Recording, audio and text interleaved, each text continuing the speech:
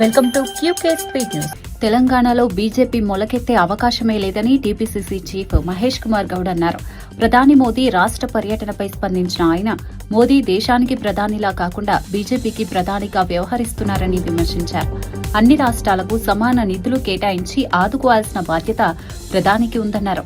కానీ రాజకీయాలకే ఎక్కువ ప్రాధాన్యత ఇస్తున్నారని మండిపడ్డారు. తెలంగాణ ప్రజలు ఈ విధానాన్ని అంగీకరించరని స్పష్టం చేశారు. ప్రధాని ఎన్నిసార్లు తెలంగాణకు వచ్చినా బీజేపీ బలపడే పరిస్థితి లేదన్నారు. పశ్చిమ బెంగాల్లో సెక్యులర్ ఓట్లు తొలగించడం ద్వారా బీజేపీ అధికారంలోకి వచ్చిందని ఆరోపించారు. తెలంగాణలో మాత్రం కాంగ్రెస్ ప్రభుత్వంపైనే ప్రజలకు నమ్మకం ఉందని మహేష్ కుమార్ గౌడ్ పేర్కొన్నారు. మేమే వస్తామనే మాట చెప్పడం వారు బీజేపీ పార్టీ కొరకే వచ్చినట్టుగా కనబడతా ఉంది.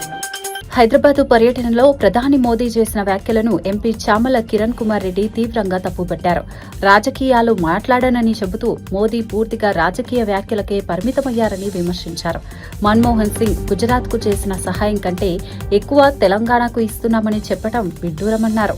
నాతో కలిస్తేనే అభివృద్ధి అన్నట్లుగా మోదీ మాట్లాడటం ఫెడరల్ స్ఫూర్తికి విరుద్ధమని పేర్కొన్నారు. తెలంగాణ అభివృద్ధికి సహకరించాలని సీఎం రేవంత్ రెడ్డి చేసిన విజ్ఞప్తిని కూడా ప్రధాని రాజకీయంగా మలిచారని ఆరోపించారు.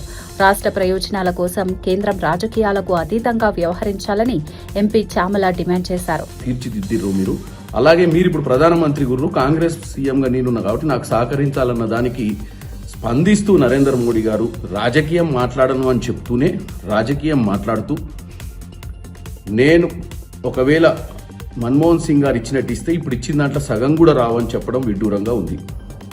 భారతదేశంలో ఎన్నో సంవత్సరాలు అధికారంలో ఉన్న కాంగ్రెస్ పార్టీ తీసుకొచ్చినటువంటి ఎన్నో సంస్థలే ఈరోజు ఉన్నాయి. ప్రధాని మోదీ ఎన్నిసార్లు తెలంగాణకు వచ్చినా బీజేపీ ప్రయోజనం ఉండదని ఎమ్మెల్యే ప్రభుత్వ విప్ బీర్ల ఐలయ్య అన్నారు. తెలంగాణలో బీజేపీ పప్పులు ఉడకవని స్పష్టం చేశారు. మళ్లీ కాంగ్రెస్ పార్టీనే గెలుస్తుందని, రేవంత్ రెడ్డిని మరోసారి ముఖ్యమంత్రిగా ప్రజలు ఆశీర్వదిస్తారని తెలిపారు. తెలంగాణ ప్రజలు అభివృద్ధి, సంక్షేమం కోరుకుంటున్నారని పేర్కొన్నారు. కేంద్రం రాజకీయాలకే పరిమితం కాకుండా రాష్ట్రానికి అవసరమైన సహకారం అందించాలని సూచించారు. కాంగ్రెస్ ప్రభుత్వం ప్రజల విశ్వాసాన్ని నిలబెట్టుకుంటోందని అన్నారు. తెలంగాణలో కాంగ్రెస్ కు ప్రజా మద్దతు బలంగా ఉందని బీర్ల ఐలయ్య వ్యాఖ్యానించారు.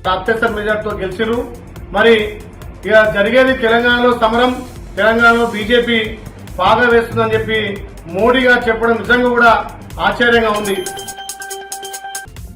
బండి సంజయ్ కుమారుడు భగీరథ్ పై నమోదైన పోక్సో కేసుపై బీజేపీ రాష్ట్ర అధ్యక్షుడు రామచంద్రరావు స్పందించారు. భగీరథ్ చేసిన పనికి బండి సంజయ్ కు సంబంధం లేదని తెలిపారు.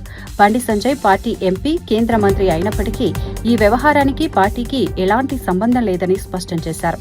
చట్టం తన పని తాను చేసుకుంటుందని పేర్కొన్నారు. రాజకీయ ప్రయోజనాల కోసం బీజేపీపై ఆరోపణలు చేయడం సరికాదన్నారు. కేసు విచారణను రాజకీయ రంగు పులమకుండా న్యాయపరంగా కొనసాగించాలన్నారు. ప్రస్తుతం ఈ వ్యాఖ్యలు తెలంగాణ రాజకీయాల్లో చర్చనీయాంశంగా మారాయి. ఈ 20 సంవత్సరాల ఓటర్ లిస్టులో ఎన్ని మార్పులు ఉంటాయో మనకు తెలుసు కాబట్టి దాన్ని ప్రక్షాళన చేయటమే cleaning of the voters list కాదు మాత్రమే చేసాం. మొన్నటి వరకు రోహింగ్యాల ఒక ఓట్ల మీద, దొంగ ఓట్ల మీద, చనిపోయిన వాళ్ళ దొంగ ఓట్ల మీద, ఇవన్నీ వీటి మీద ఆధారపడిన టీఎంసీ కానీ అతను కమ్యూనిస్ట్ పార్టీ కానీ వాళ్ళ అధికారంలో ఉన్నారు. ఇప్పుడు అసలైన ఓటర్ల ఒక గెలుపు ఇది. బీజేపీ రావటం ఎస్ఐఆర్తోని దొంగ ఓట్లు పోతాయి కానీ అసలైన ఓటు ఎక్కడ పో. సుప్రీంకోర్టు కూడా దాన్ని చెప్పడం జరిగింది. ఏ ఒక్క ఓటర్ కూడా నా ఓటు తీసేశారని ముందుకు వాళ్ళు రాలేదు. ముందుకు వస్తే దాని మీద తప్పకుండా చర్య ఉంది.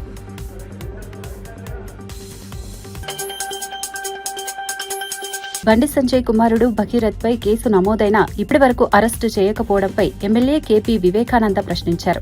జగద్గిరిగుట్టలో జరిగిన మీడియా సమావేశంలో మాట్లాడుతూ, కేంద్ర హోంశాఖ సహాయ మంత్రిగా ఉన్న బండి సంజయ్ రాష్ట్ర హోంశాఖను దగ్గర పెట్టుకున్న సీఎం రేవంత్ రెడ్డి కలిసి కేసును నీరుగార్చే ప్రయత్నం చేస్తున్నారని ఆరోపించారు. మైనర్ బాలికకు న్యాయం చేయకుండా నిందితుడిని కాపాడే ప్రయత్నం జరుగుతోందన్నారు. పేదలకు ఒక్క న్యాయం, పెద్దలకు మరో న్యాయమా అని ప్రశ్నించారు. బండి సంజయ్ వెంటనే పదవికి రాజీనామా చేయాలని డిమాండ్ చేశారు. బాధిత కుటుంబానికి న్యాయం జరగకపోతే బీఆర్ఎస్ పార్టీ పోరాటం చేస్తుందని హెచ్చరించారు. కేసు బుక్ చేసి ఇమీడియట్ గా అరెస్ట్ చేసి దానిపై విచారణ జరిపించాల్సిన అవసరం ఉంటది. కానీ 3 రోజులు కావస్తా ఉన్నా మరి ఇలాంటి చర్యలే కాదు, మరి వారిని కాపాడే ప్రయత్నం జరుగుతోంది.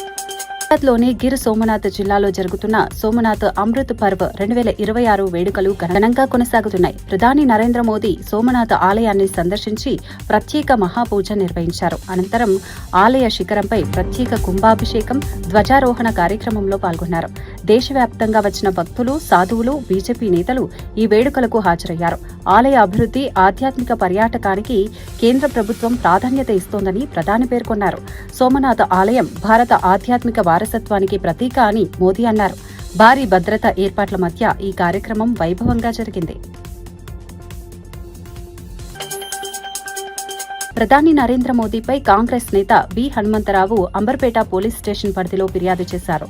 హైదరాబాద్ సభలో ప్రధాని చేసిన వ్యాఖ్యలను ఖండిస్తూ ఈ ఫిర్యాదు ఇచ్చారు. కాంగ్రెస్ పార్టీని ముస్లింల పార్టీగా పేర్కొంటూ చేసిన వ్యాఖ్యలు సామాజిక విభేదాలను రెచ్చగొట్టేలా ఉన్నాయని ఆరోపించారు.